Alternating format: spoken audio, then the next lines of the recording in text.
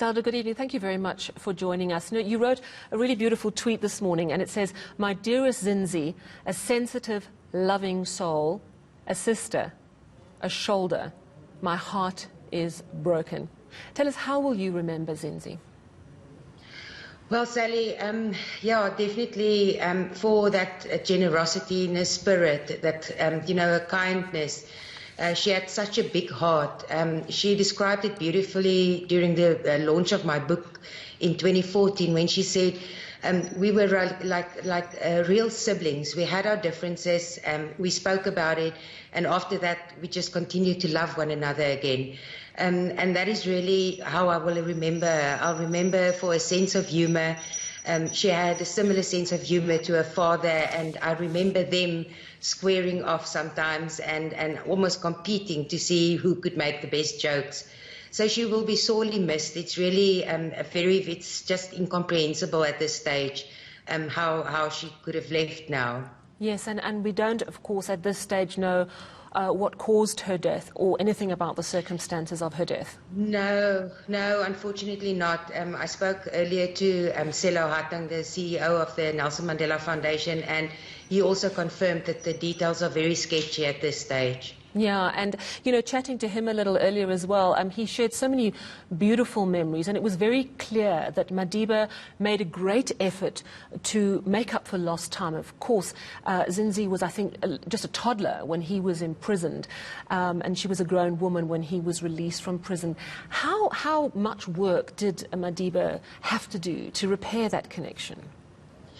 I don't think, Sally, in all honesty, that you could ever repair the damage. And it's not something I think generally we think about long enough, and we really comprehend as a society the damage that's been done to the children of the struggle stalwarts.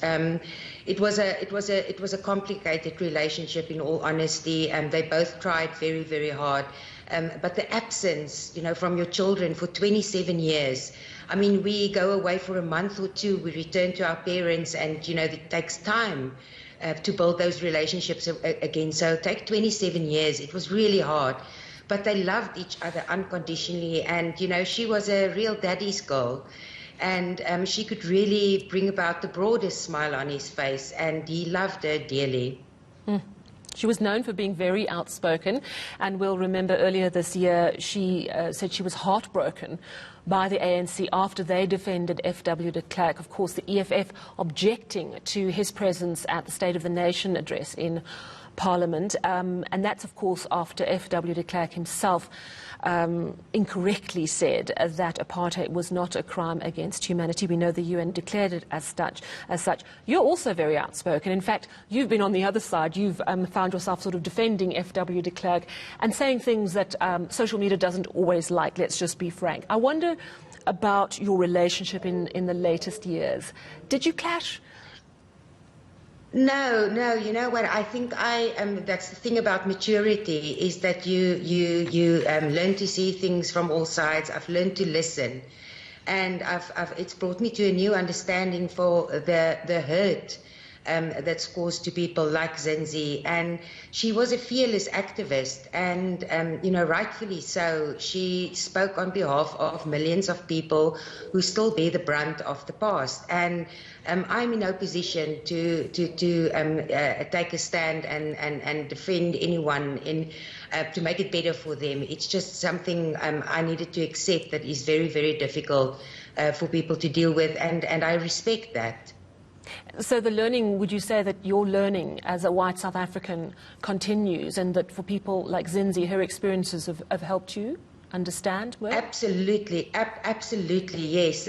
We've always had very courteous communication, very loving communication.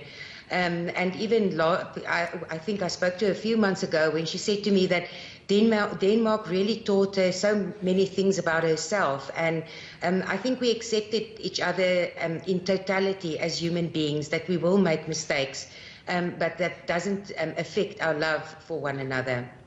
July is such a difficult and special month for South Africa. Of course, it's Nelson Mandela's birthday month, but also on this day, 51 years ago, Nelson Mandela's son, Thembekile, died. I mean, it's extraordinary, the heartbreaking parallels, isn't it?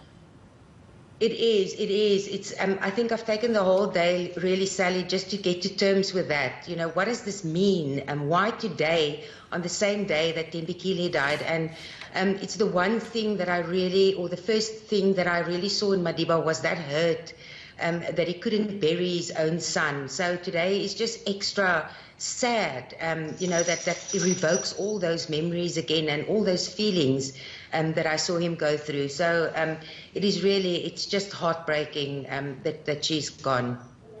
And Zelda, finally, your most cherished memory of her, something she did or something she said, what stays with you when you think of her in your mind?